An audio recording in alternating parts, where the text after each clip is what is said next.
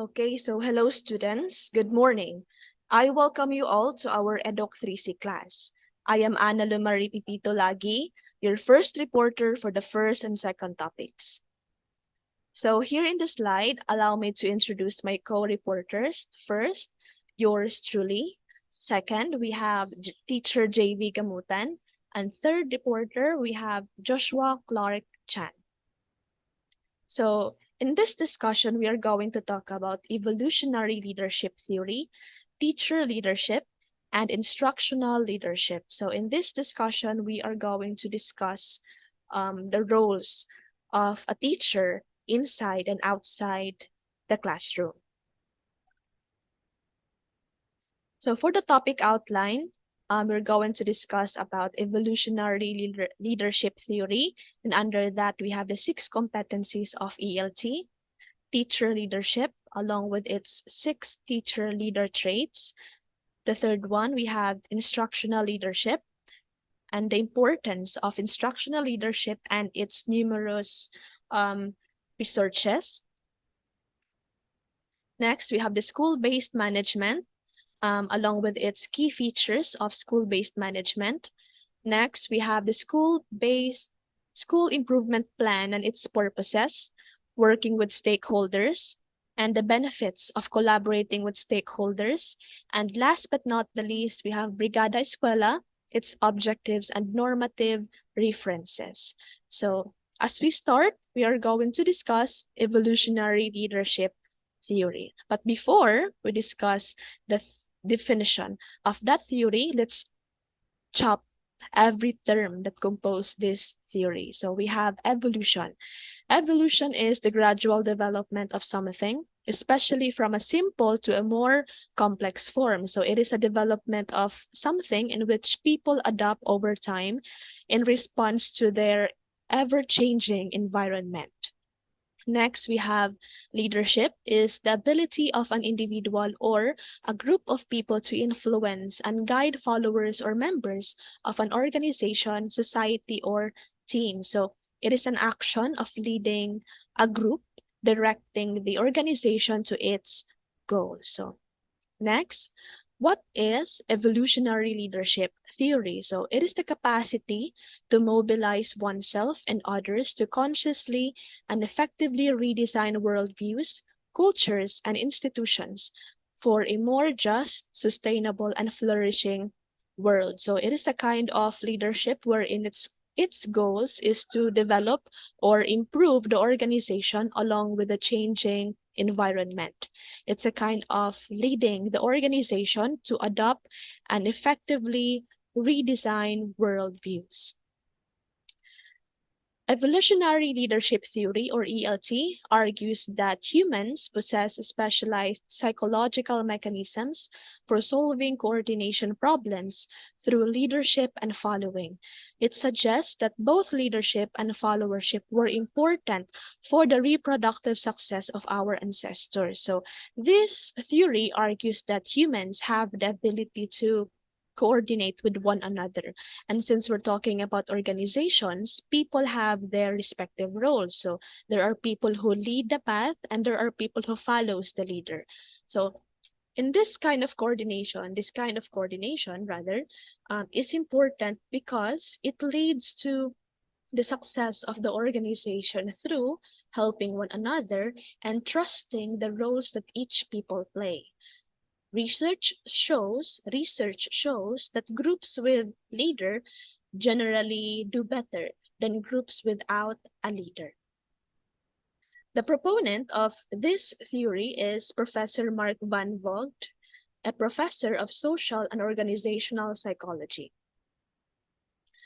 The theory distinguishes itself from other theories of leadership by stating that leading and following are adaptive behavioral strategies that have evolved to solve social coordination problems in ancestral groups. So what does it mean? So leadership and followership help shape the organization's success because of their coordination. In an organization, leadership and followership is more likely an adaptive behavior. So what is adaptive behavior? It is a practical skills that is that people learn in order to function in their roles. Next one, we have the relationship between leaders and followers is fundamentally ambivalent. So the word ambivalent means uncertain. The leader can abuse his position of power for his own benefits along with other expense, so or the expense of others. So the relationship between leaders and followers is uncertain because there are leaders who use their authority to his or to his or her own and interest. So in evolutionary leadership theory, we have 6 competencies. First, we have personal evolution. So it is a change of perspective and maturation, as well as a shifting view of yourself and your role in the world. It is finding ways to adapt to life and to improve the way you handle situations. So in today's trend, kung sa tua pa ni karon, there is a glow up in your personal behavior because if we evaluate our attitude and modify it according to what we think is good for ourselves or for our career, then we can say that we are an effective leader who can handle situations. Because if you choose to become a leader, we must be an open-minded to changes, such as changing our behavior. So here in the slide, we have a phrase that says, we cannot become what we want to be by remaining what we are. So if we don't step outside of our comfort zone, we'll never see the person that we wanted to become in the future. We'll never know the things that we can do if we let fear controls us. And lastly, we'll never discover our strength if we don't face our weaknesses. So the second one, we have emotions and generative language. It uses the power of emotions and language to bring forth new realities. This competency invites leaders to master their emotions in a way that sets the foundation for healthy relationships, caring for seeing the other as a legitimate other. So in an organization, it is preferable to set an atmosphere where members are competent or competitive, but at the same time, it is desirable to see that members values and cares each other. So what is the worth of having success, diba, if others hate us or there are people who doesn't like us. So also, if you want to be a leader, we must if we want to be a leader, we must have this skill to connect, interact, and communicate with others. It's a sign of respect and building bonds to have a healthy relationship within the organization. This competency facilitates effective communication to enable emotional intelligence, wherein language becomes a powerful tool that shapes human reality and elicits commitments to effective action. For the third one, we have systems thinking. So this competency enables leaders to see systems, design new ones, and influence those systems toward systematic sustainability. It is a discipline for seeing the whole, not just parts, a method for seeing visible and invisible causes of our problems, understanding patterns of change, our interconnectedness, and the leverage points to transform social systems. So, to become an evolutionary leader, it is important to see that every member within the organization is part of the system. We are interconnected. Each people have roles to play and it works like a process. Their contribution is part of the process. So we can say that this member is in low rank level. It means that he's not part of the organization success. No, that's wrong because each of us is gifted with talents and there are things that only you can make a difference. So we are not in the position to judge or measure the efforts of other people. So for the fourth competency, we have the system sustainability. It is connected to system thinking. This competency is a process of development, individual, organizational, or societal, involving an adaptive strategy of emergence that ensures the evolutionary maintenance of an increasingly robust and supportive environments.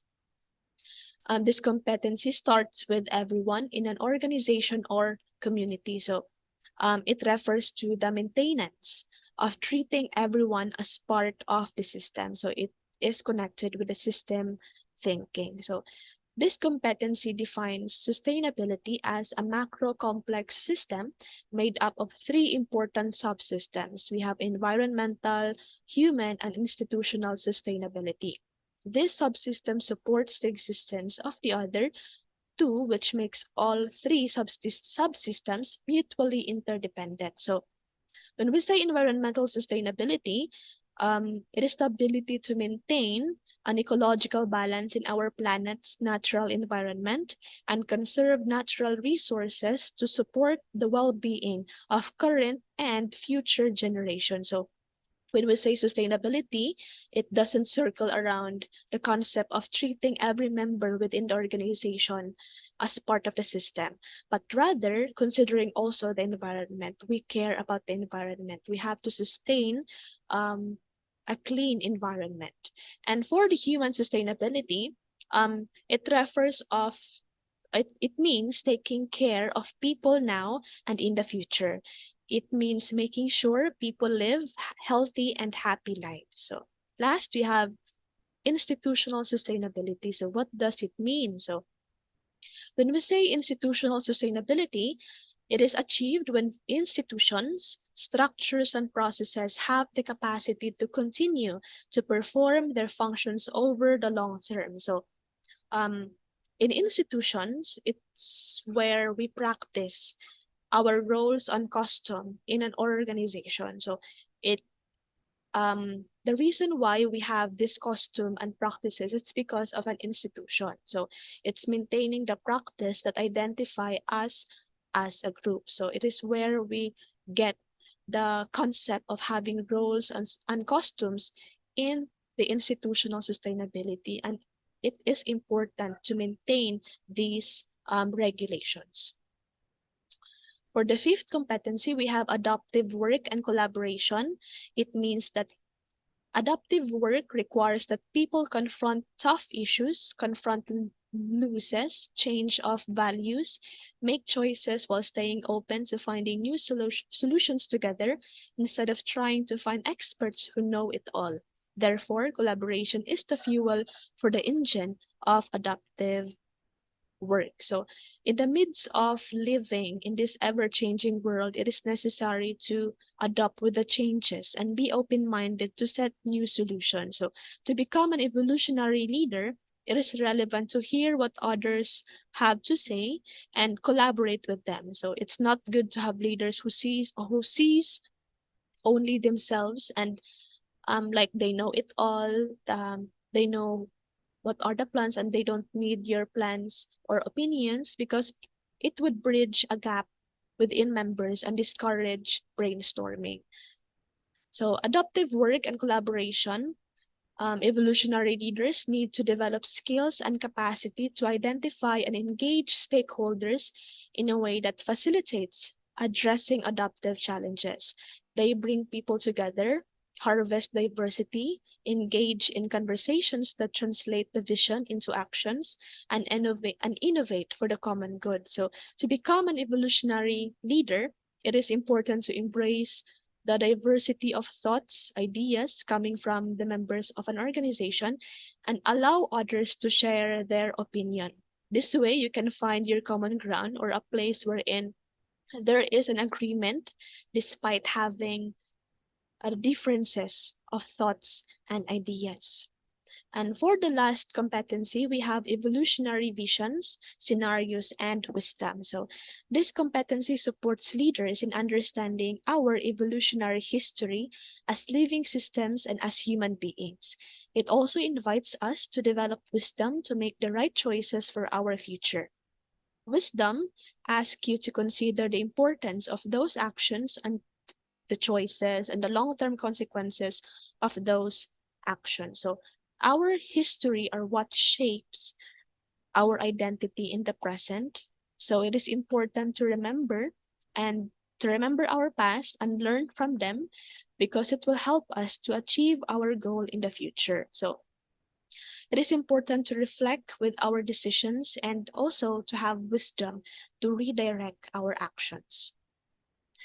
Evolutionary leaders must work within the creative tension of solving immediate, tough local and global problems and working from the future, not just problem solving, but also being designers of new institutions and new futures. So now that we are done with evolutionary, now that we are done with the 6 competencies and the definition of evolutionary theory, um, we are going to proceed to teacher leadership. So what is teacher leadership? So according to Albert Mohler, every great leader is a great teacher. And the greatest leaders seized every moment, every opportunity to teach well. So teachers are great leaders. Why?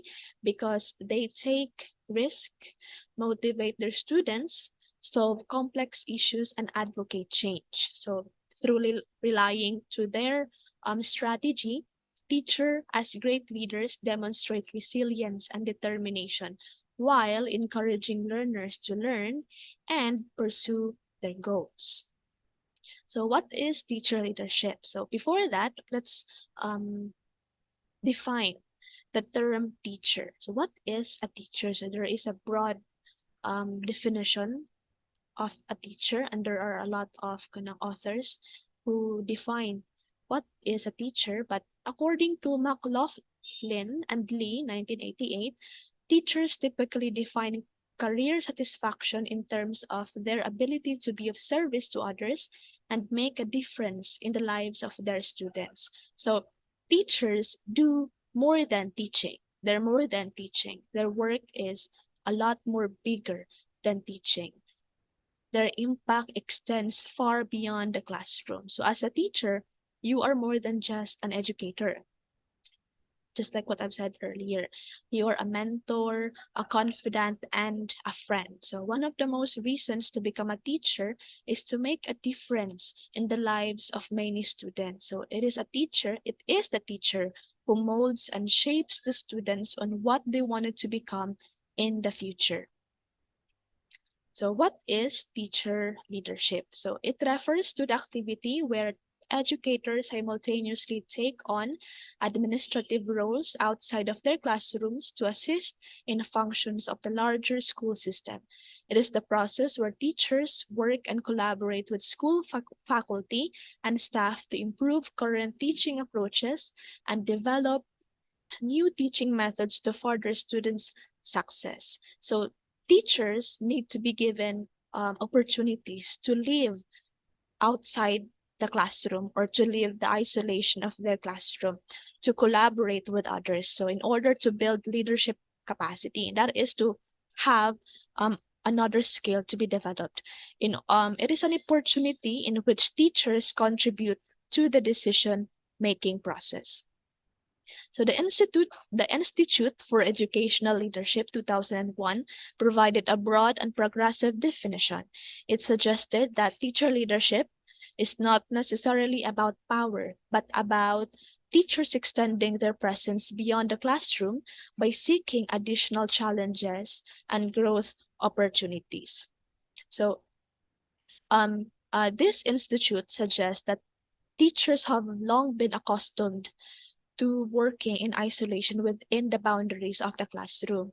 So going beyond the classroom, there are examples of a teacher doing teacher leadership. So they go beyond providing input at meetings, sharing their best practices, working with the community, with the faculty, and mentoring teacher candidates. These are the examples of additional challenges that can foster the development of leadership. So according to York, Barr, and Duke 2004, they put forward that teacher leadership is a unique form of leadership that borrows from multiple conceptions of leadership that focus more on collaboration than on authority vested in one person.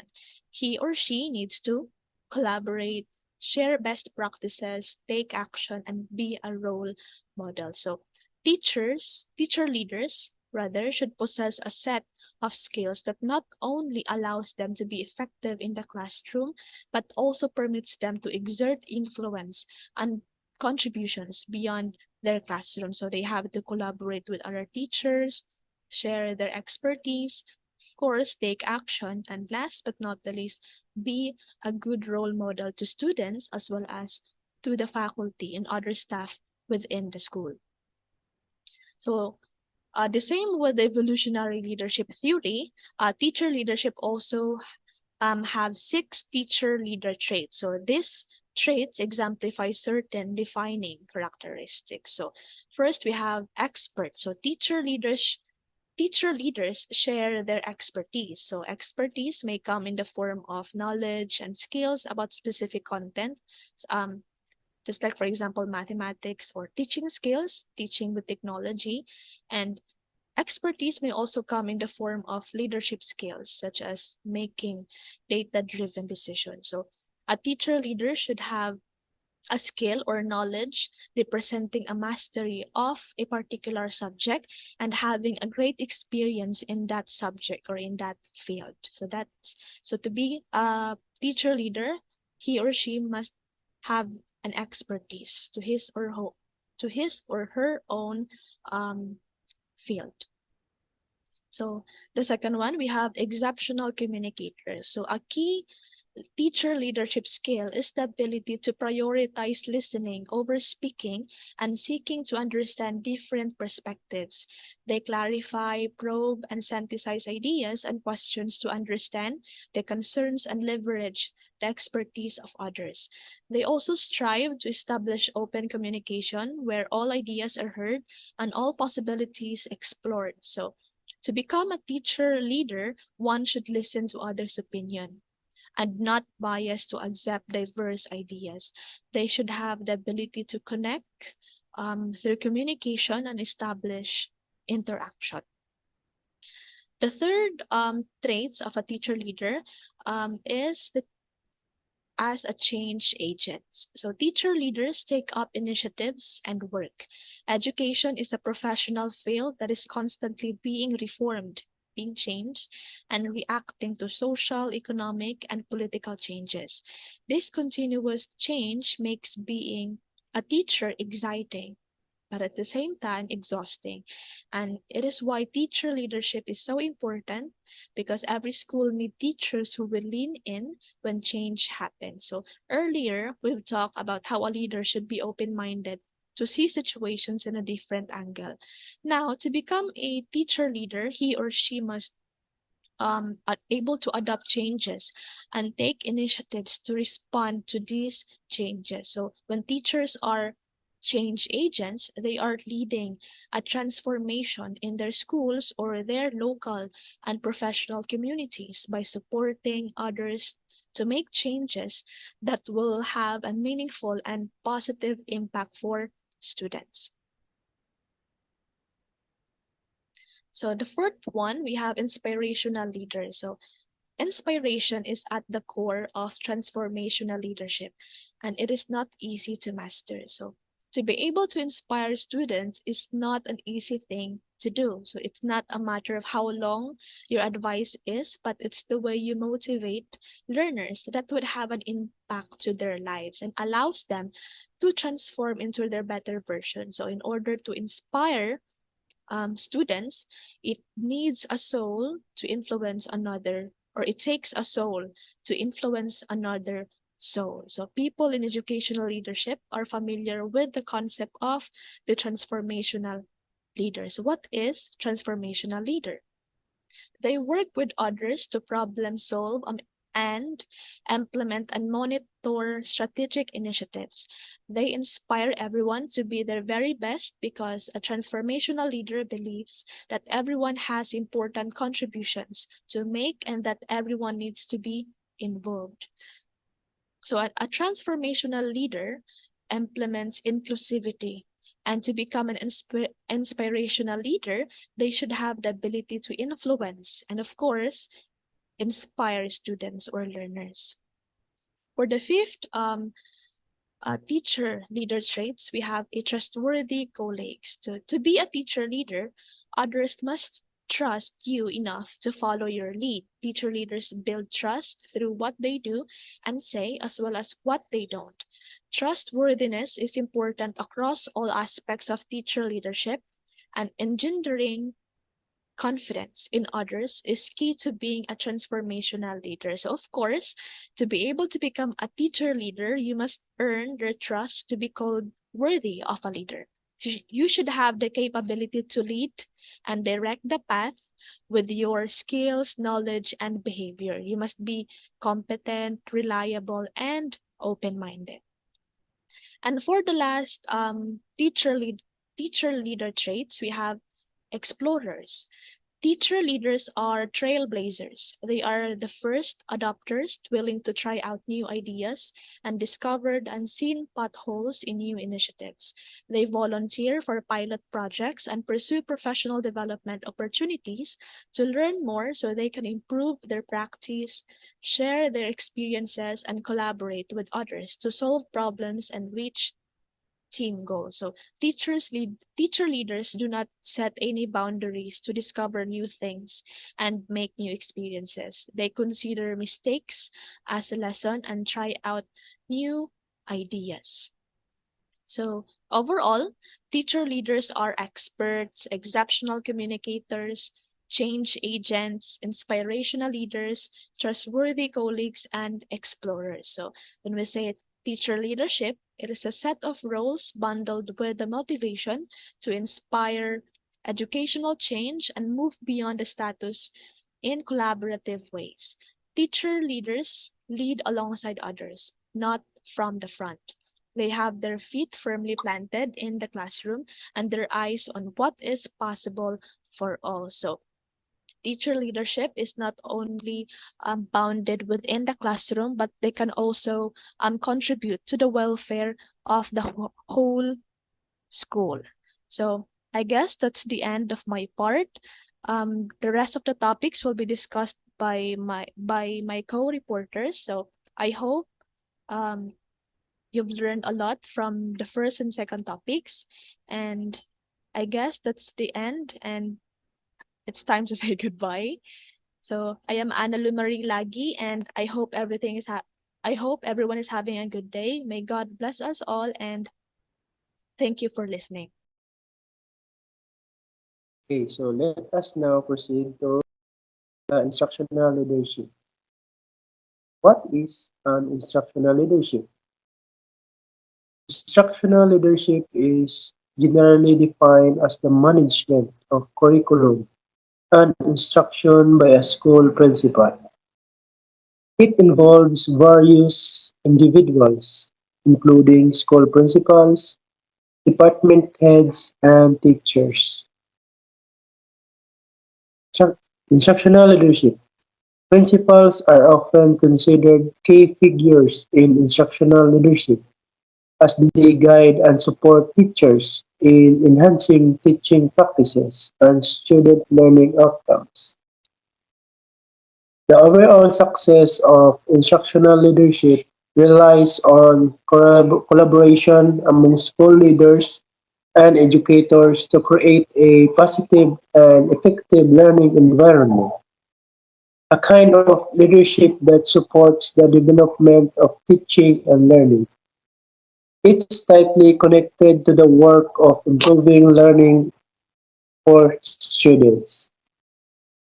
Instructional leadership refers to the process where educational leaders, such as school principals or department heads, take an active role in shaping and improving teaching and learning within an educational institution. It involves a vision for academic success, providing support and resources for teachers, fostering a positive school culture, and continuously monitoring and evaluating instructional practices to enhance student achievement. So here are the importance of instructional leadership. First, we have a strong focus on learning. Second, developing teaching and learning objectives. Third one is holding high expectations of students. Fourth one, creating and supporting student learning goals. And lastly, we have monitoring learning progress. So protecting instructional time, coordinating curriculum, providing instructional support, supporting teacher learning.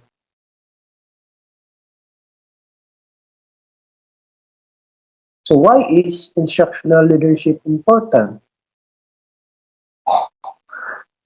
Instructional leadership is the most effective type of leadership practice for improving student learning outcomes.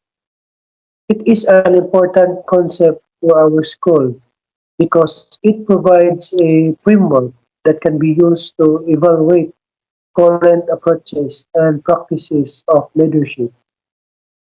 It can also be used to enhance the quality of teaching and learning in the school. So here are the numerous researchers have contributed to the field of instructional leadership. Some notable figures include: first, we have James McGregor Burns, known for his work on transformational leadership, which has, which has implications for instructional leadership. The second is Michael Fullian, renowned for his research on educational leadership, particularly focusing on the dynamics of change and improvement in schools. The third researcher is Philip Hallinan, notable for his work on instructional leadership and the development of the principal instructional management rating scale. The fourth one is Royce Joyce and Beverly Showers, studied the coaching and mentoring aspects of instructional leadership. So the fifth one is John Hattie. His research, particularly the Visible Learning series, has influenced discussions on effective teaching and instructional leadership. But the sixth one is Linda Darling Hammond. Research and written extensively on educational leadership, emphasizing the importance of instructional leadership in school improvement.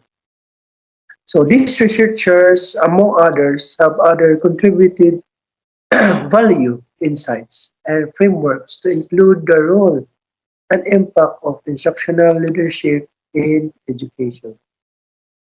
So now let us now proceed to the school-based management. The school-based management, it is an educational approach that decentralizes decision-making authority from the central administrative bodies to individual schools. The schools are granted greater autonomy in managing resources, designing curriculum, making budgetary decisions, and addressing the specific needs for the students.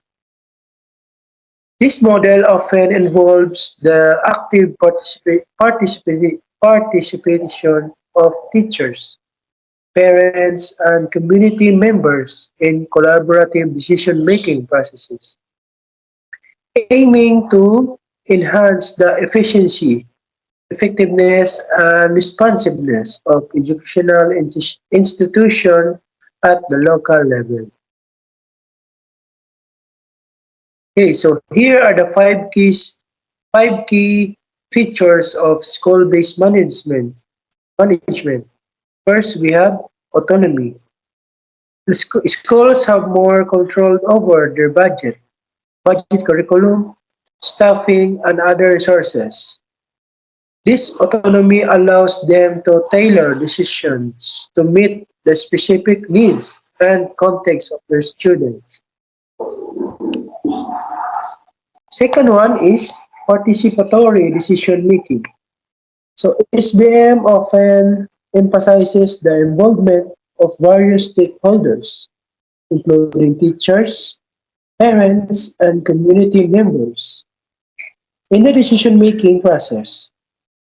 This collaborative approach aims to ensure that diverse perspectives contribute to educational planning and implementation. Third one is accountability. While enjoying increased autonomy, schools are also held accountable for their performance. This accountability may include achieving academic goals, managing resources effectively, and meeting the needs of the students. So the fourth one is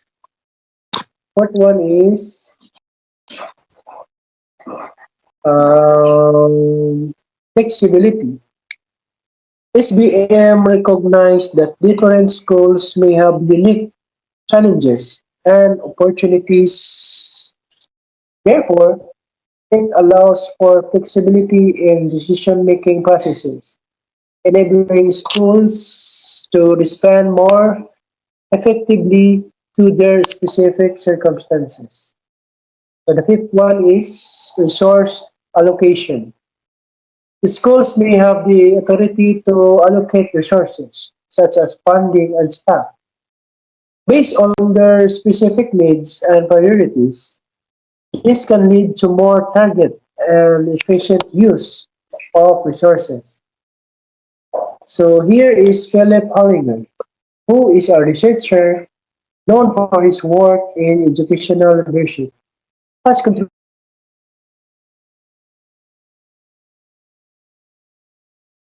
So good morning, everyone. So I am Joshua Clark Achan, and I'm going to discuss the school improvement plan.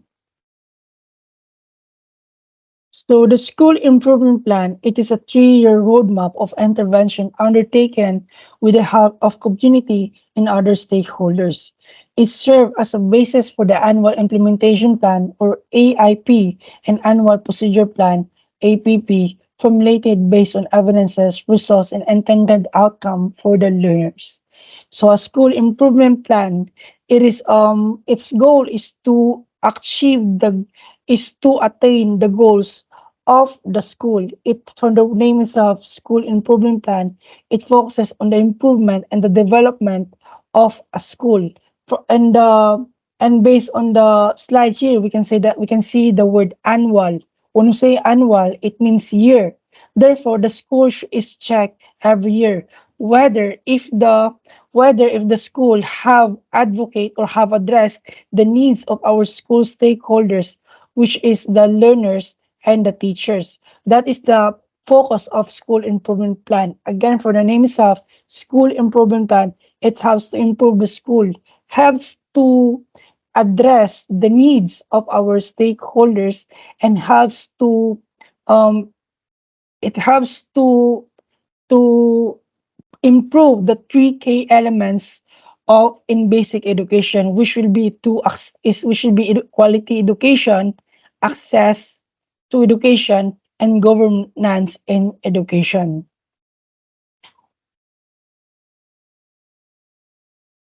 So the purpose of school improvement plan.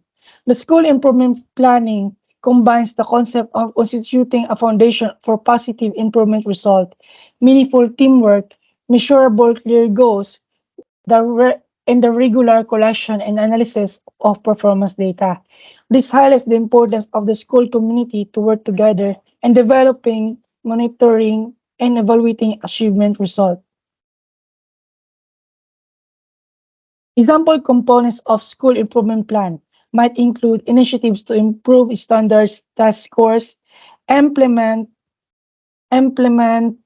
teacher professional development program, enhance curriculum, or promote a positive school culture.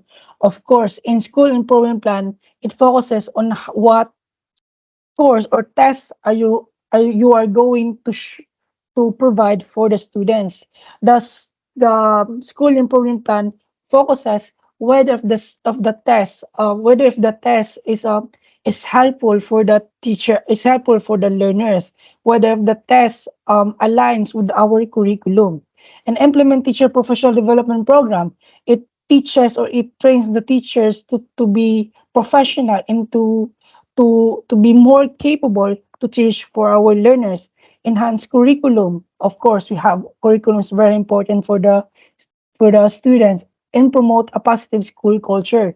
It is one of the most important thing that the school needs, which is a proper positive school culture. So the school improvement plan promotes and adheres to this principle to to help the learners that they are safe, that they are secure, that they feel that they can be feel comfortable in the school. So other than that, the school improvement plan, let me add this, it focuses it is also covered by by child protection plan, disaster risk reduction, reduction management plan, learning action, and cell action plan. So those things are also covered by the school improvement plan. Whether if this and these things are very important and helpful for our learners. So SIP or school improvement plan is designed to be a dynamic tool that evolves based on ongoing assessment and feedback, fostering continuous improvement and educational outcome. So the school improvement plan circulates or revolves b- the school improvement plan is based from the assessment and feedback of our school stakeholders. So they base what or where are they going to be focused, or where in which part in the school they need to improve based on the assessment and feedbacks from the teachers and from the learners. So for example, if the learner said that that the that the facility of a certain school is not very healthy for our learners, of course, the school improvement plan or the SIP will focus on the facility, on improving the facility. If the assessment says that the school or the learners of that school has a low mental health, or they have um they have problem on mental health, if the assessment shows that the learners have problems on mental health, the school improvement plan also focuses or make things or addresses this issue by I don't know by um by making because a meeting by making a meeting for the learners about the awareness of mental health problems and so on.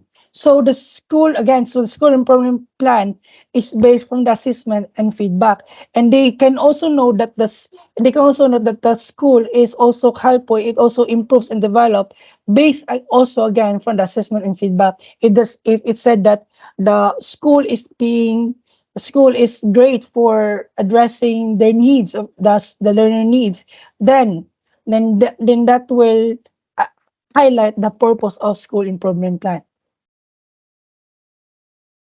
So we have here working with the stakeholders. So we are going to discuss who are the stakeholders and why do we need to work with the stakeholders.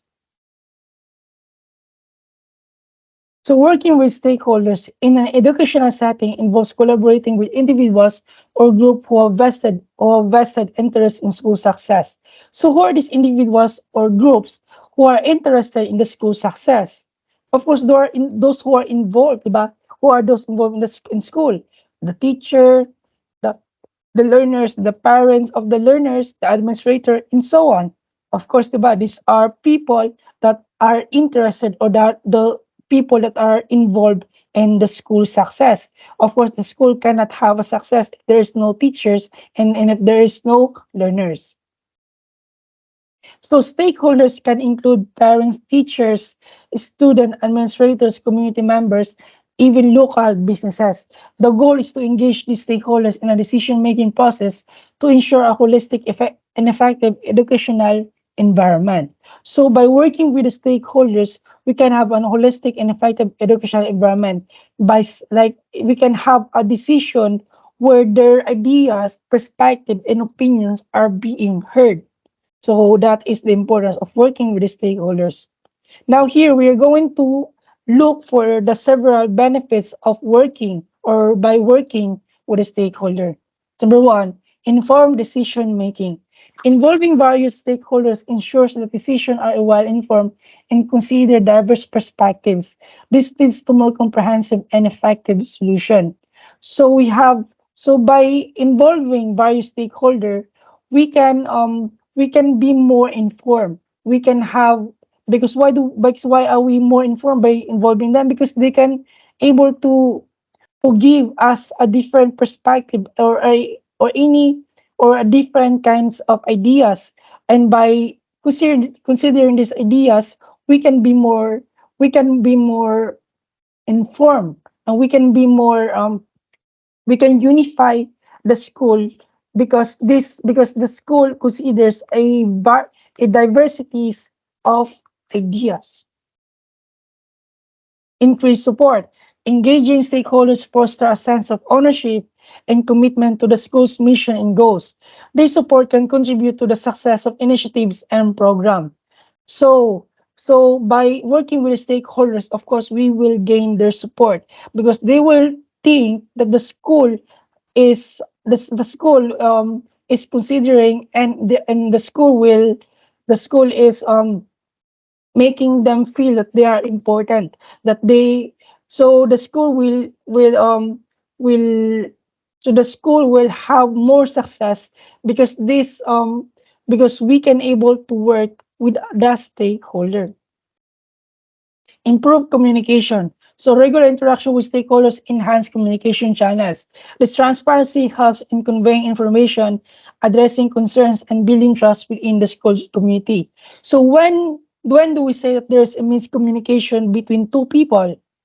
Of course, there is a miscommunication between two people if there is a if there is I mean if one is not heard, or if one is not understood. So unable to avoid this conflict in the school setting, we have to we have to listen, and we have to consider their opinions, because through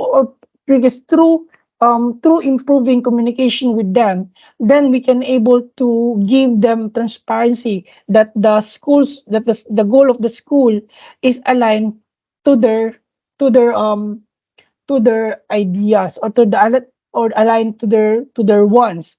So by communicating also with the stakeholders, we can address their concerns, their problems, and whatnot. So through it, we can build trust with them because again we heard them. We can able to heard, understand, consider, and involve them on the school setting.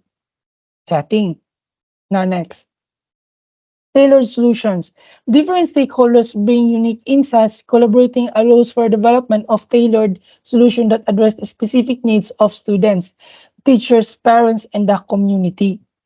So of course we can able to tailor solutions because we are considering other insights or other point of view.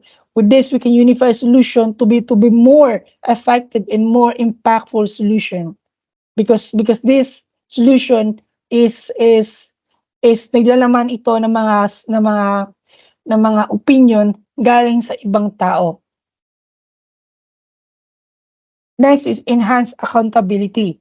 Involving stakeholders promote accountability at various levels. It encourages everyone to take responsibility for the rules in achieving the school objectives. Positive school culture. A collaborative approach contributes to a positive and inclusive school culture. When stakeholders feel valued and engaged, it fosters a sense of belonging and community within the school, with the educational environment. So if the school listens and work with the stakeholder, then we can have a positive school culture, in the school, obviously, because learners will think because the learners will think that it is important to consider other people, and it's important to value the stakeholders, because the stakeholders are very crucial in the school. Without them, there is the school. And and we can also we can also we can also tell them the importance of valuing other, the importance of helping other, treating other as a friend, and also and give people a sense of belongingness. So with this, so in this sense, we can promote a positive school culture in an educational environment. Next is effective implementation. So stakeholders can provide valuable input during the planning phase, making it more likely that initiatives will be successfully implemented. Their involvement ensures that practical considerations are taken into account. So of course, when stakeholders are being considered in the educational setting, then we can have a successful implementation, because this implementation in business implementation are considering the opinions or the ideas and the perspective of other people, making it more practical. Lastly is community building. Working with stakeholders strengthens the school's ties within the broader community. This collaboration can lead to partnership, shared resources, and increased community support for educational initiatives. So again, by working with a stakeholder, we can have a community building where we can able to have a healthy relationship with the stakeholder. We can able to share resources with them, increase community support, and have healthy healthy relationship and we can also okay nigga, this we can also promote a healthy and mentally a healthy mental and emotional environment for the learners. Next is Brigada Escuela. So I am going to discuss what is Brigada Escuela. So Brigada Escuela is a program of the Department of Education that people are being sorry, there's a slightly wrong with the slide.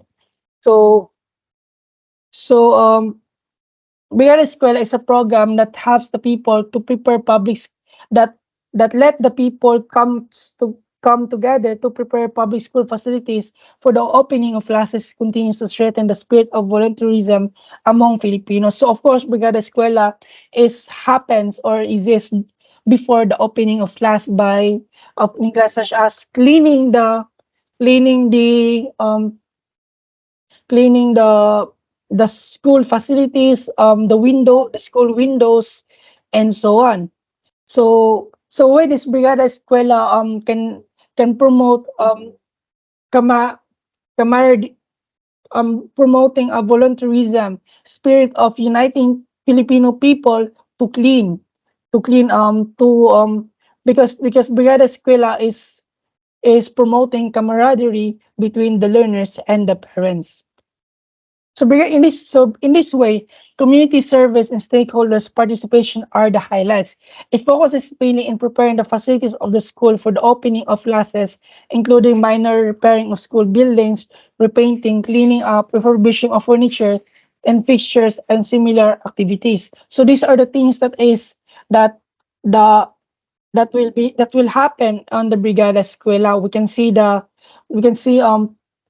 see community service. Of course, in Brigada Escuela, parents and learners are making community service, such as cleaning the streets, the roads, and so on. So we can also see that they are that we can also you can see that it also includes that repairing a minor school building such as a broken window, broken blackboard, or broken chairs. Those are things that are so the learners or the parents will have to repair those things. But as an involved as a person who is involved in Brigada Escuela. So these are the objectives of Brigada Escuela. So let's just read this. So strengthening camaraderie in good relationship among the stakeholders, school personnel, teachers, students, parents, and the whole community. Ensure 100% school readiness for the opening of classes. Involve various stakeholders in B undertaking. Standards and sustain and implementation of BE in school. Preserve the accomplishments that contribute to the program's effective and beneficial activities which favored the school learners in the school community as well. And these are the things that is based from Brigada Eskwela. So Brigada Eskwela is not just things na gisugo lang sa eskwelahan or treat lang sa principal na ipabuhat sa mga learners. Of course, there's a law or there's a reference why Brigada Eskwela is mandated. So there's a law. So Department of Education Order 24 of 2008 or institutionalization of the Brigada Scholar Program or the National Maintenance Week or NSMW. Next is this law. The Public Act of 8525 or Adopt a School Act was made in 1998. Through the Adopt a School program, private sector companies and professionals are given the opportunity to contribute on improving the public education system of the country. So, the department memorandum number 062 section 200 to 2022 with the team brigade school tugon sa hamon ng ligtas na bike araw give it 100% school readiness for safe opening classes. So this memorandum is in the past. It is the former team of Brigada Escuelas because every Brigada Escuela there is a team for there's a team, and this team is applied to nationwide in all public schools in the Philippines. And I think that's all for today, and thank you for listening, and I hope you have learned from my report. Thank you.